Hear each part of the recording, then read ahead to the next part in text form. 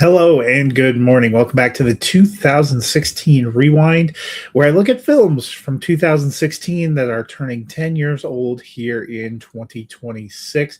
We've looked at some big ones. 2016 had a lot of fun and interesting blockbusters.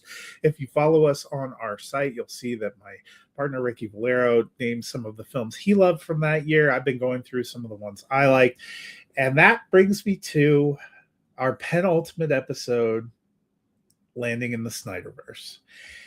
Batman versus Superman, The Dawn of Justice. It was the second film that Snyder did in his DC universe, his supposedly sequel to Man of Steel, but really this was a Superman, Batman, beginning of the Justice League kind of movie. Ben Affleck appears here as Batman, Henry Cavill back as Superman. We get introduced to Gal Gadot's Wonder Woman here.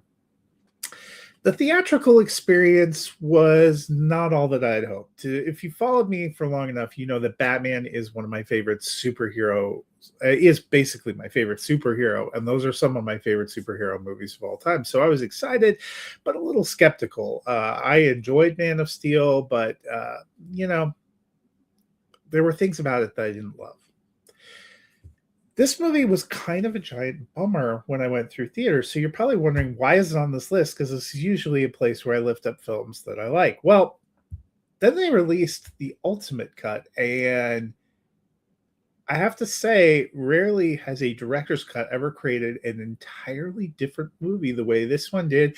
And it creates a movie that I actually like. I often find myself in an odd position of being a Snyderverse defender, and it's just because there are some cuts of some of these movies that are actually good, that show you the promise and potential of what it could have been. Batman versus Superman, The Dawn of Justice. The theatrical cut is mediocre. The Ultimate Cut is actually a very good movie that puts back a lot of plot elements, a lot of emotional elements, a big arc for Clark Kent and Lois Lane.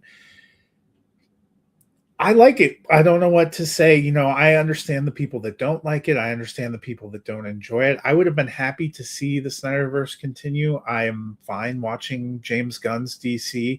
I am not a polar one or the other, but this was a movie that I actually enjoyed, that I own, that I've seen many times. So when I saw it on the list from 2016, I thought it was a fun one to lift up. If you want to give it a try, I can't recommend strongly enough, find the Ultimate Cut.